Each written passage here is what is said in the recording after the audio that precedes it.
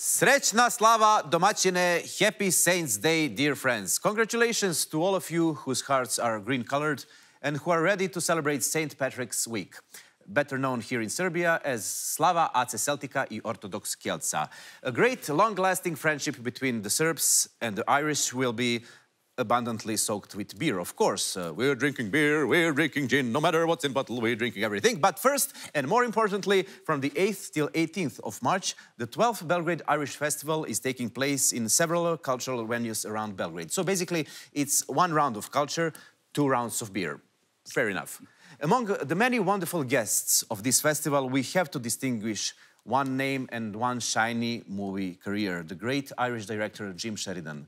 He directed some of the true masterpieces like My Left Foot, In the Name of the Father, to name just a few. It's enough to say that his films have received the nominations for 16 Academy Awards, 14 Golden Globes, and that one name is undeniably connected with Mr. Sheridan's career, the name of the magnificent actor Daniel Day-Lewis. Ladies and gentlemen, with huge apologies for my Tarzan English, I'm much better in Russian, as you already know.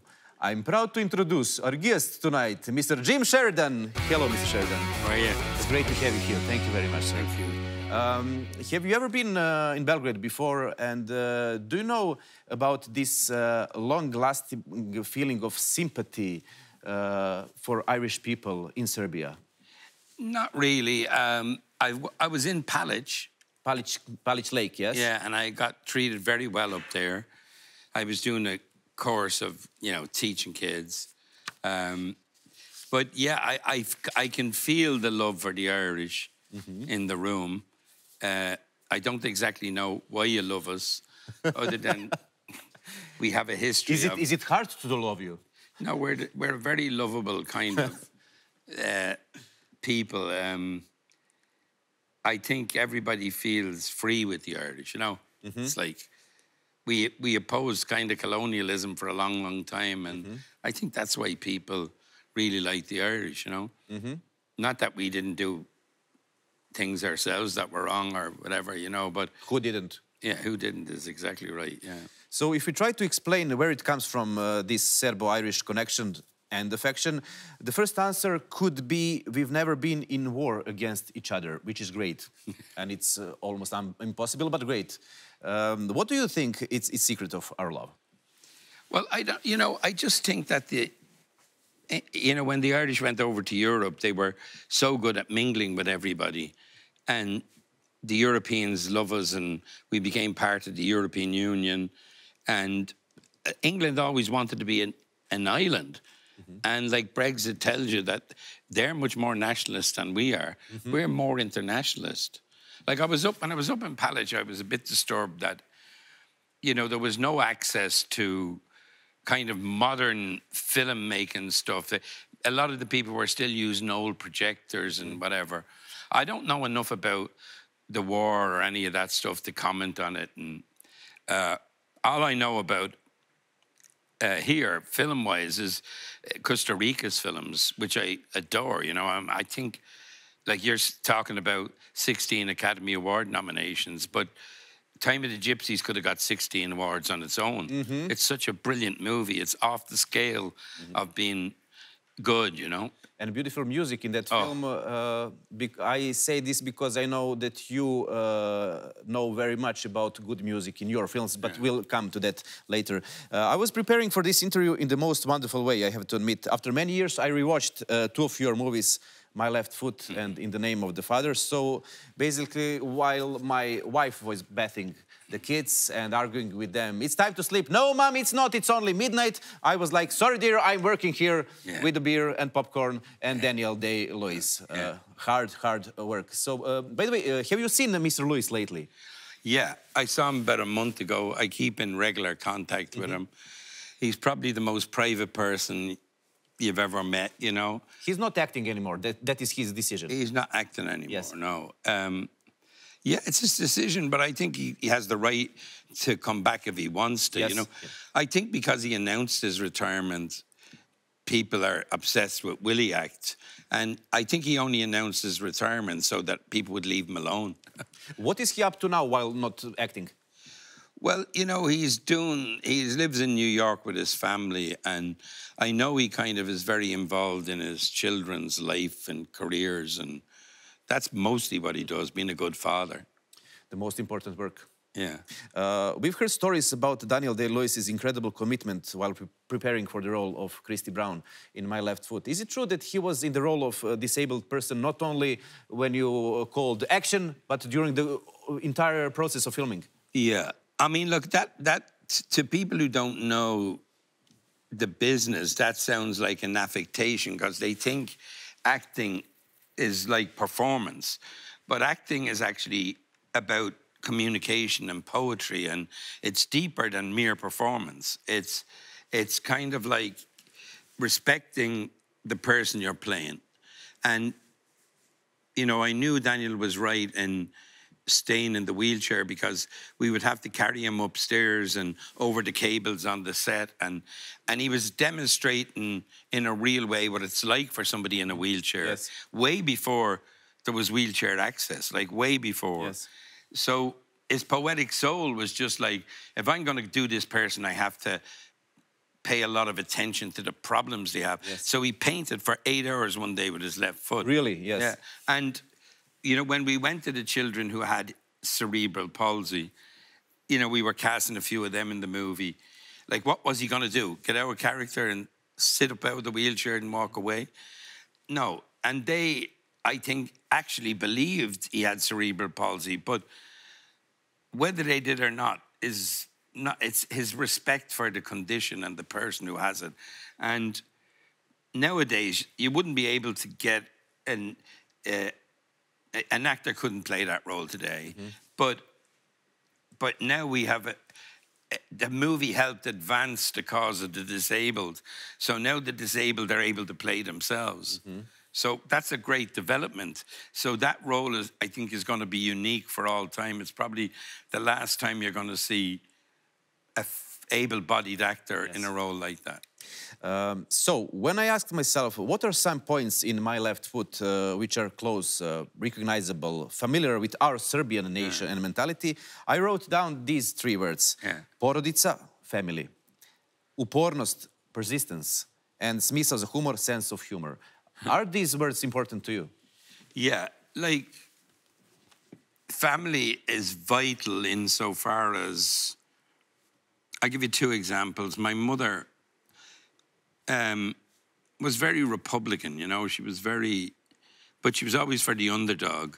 So when the war, or when the Troubles War, whatever you want to call it, erupted in the north of Ireland, our house was full of refugees. And then we had lodgers. And do you know what lodgers are? No. Lodgers are people who pay for their bed and breakfast. Okay. And stay in the house. But my mother used to give them bed, breakfast, dinner, pay for their schooling. She was crazy. And I got to know everybody in the world from about the age of 12 to 15 because the lodgers were all type of people. Yes. But it was weird because the family was no longer like a nuclear family. It was an extended family. And my movies, when I judge myself, are kind of obsessed with putting the family back. And so the family is of vital importance to me. And this may not seem important, but I'll give you an example. In American culture, the family isn't as important as the individual. And that may sound a strange statement, but when you see Trump going up the plane and he has an umbrella because it's raining. Okay. And his wife is following him with no umbrella. No umbrella. And the son, well, that tells you that individualism is more, and everybody who sees that still votes for him. So America was populated by 2 waves. One was Catholics from the south of Europe, and the other, predating that, was Protestants from the north of Europe. So America actually has a fracture, I believe, on a religious basis. And that's all, it's belief systems that are in conflict, not people. So anyway, you have a war, it's 2 belief systems in conflict. And there is maybe one more connection between Serbia and My Left Foot. From time to time, it seems like our government is also doing everything with its left foot. You don't have to know anything about it, but they don't do it as good as Christy Brown did. Yeah. In the Name of the Father, what a movie. What a story, and I have to say now, what a perfect soundtrack. Yeah. I mean, if you haven't watched it, ako niste gledali ljudi, dakle, od početka filma, from the opening scene, riots, police, tanks, fighting on the streets of Belfast, and Jimi Hendrix, Voodoo Child, till the end of the movie with the voice of Sinead O'Connor, you made me the thief of your heart. Thank you, Mr. Sheridan, for that. Yeah, thank you for that experience. Yeah. Connections again, Serbia and the movie, nationalism, senseless brutality, hatred, injustice, and innocent victims. Yeah. Of course. We are pretty familiar with that in this region. Yeah. So is it still a fact that no one suffered any consequences for imprisoning innocent people, the so-called Guildford Four and the others? I don't think anybody After did. so many years, yes. Decades. But you gotta, this is a very important point you're raising, right? I knew the policeman who was responsible for forcing the confessions. Yes. And all the journalists were a bit mad at me because they'd pursued him and they wanted him to be punished, right? And I was like, no, you're looking for a scapegoat. And I'm looking for the people higher up the ladder who allowed this to happen. The policeman is only doing his job on the ground. Most police in most countries are trying to do the job on the ground. Sometimes they do it right, sometimes they do it wrong. But the problem is, it's much, if you are facing an armed rebellion and you're, let's say you call it terrorism or you call it freedom fighters or whatever, it doesn't matter what you call it. If you're facing that, it's much, and you're in England, it's much safer, it's much more effective to put innocent people in prison than guilty ones. Because once the innocent people are put in prison, the rest of the population are like, keep their head down. Yes. But nationalism is, for me, nationalism is both a blessing and a curse, you know? It's got two sides to it, you know? When it's in service of some great ideal, it's very good. If it's opposing colonialism, I'm for nationalism. But if it's like for instance on the north of Ireland, we're trying to convince 1 million Protestants that they're essentially not to give up their British identity, but to join the Irish one. And at the same time, there are English people who we don't want to be Irish. But the only way we could get a unified country, in my view, is to understand the Unionists and the Protestants, to kind of have dialogue. What I found disturbing about Serbia when I was in Palic was that there didn't seem to be any dialogue. And I don't mean within Serbia. I meant, I feel that the outside world doesn't connect with Serbia. And even you have, like, I don't know, I'm not getting involved in politics because I don't know enough, but you have a great, great athlete like Djokovic, and like, you know, it's kind of hard to understand why he might be disliked, you know, because like he is probably the best, but there is obviously an issue going on that I'm not aware of. Mr. Gary Conlon, real Gary Conlon, was your friend. Yeah. Unfortunately, he passed away 10 years ago. How did he feel about this unbelievable injustice he suffered? He was imprisoned as an IRA terrorist bomber, although he was absolutely innocent and spent 15 years in prison. How did he continue his life after that? Was there bitterness? Was there need to revenge in him? You know, he was funny as hell. He was like one of the funniest guys you ever met. But yeah, deep down there was a huge bitterness that took him another 15 years to get over. He was adorable. He was so for helping other people who are wrongly imprisoned, you know? And my kind of passion is people who are wrongly accused. And Jerry initially went, look, you can't make a movie about a person without them feeling edgy about it. Like, because you have to import a bit of yourself into the movie to make it real, to make it feel. Yes. And it's not always just about the person who it's about, because a character in the movie can never be the actual person. So he was a bit edgy for a while, and then he came back and he got to love me and I got to love him.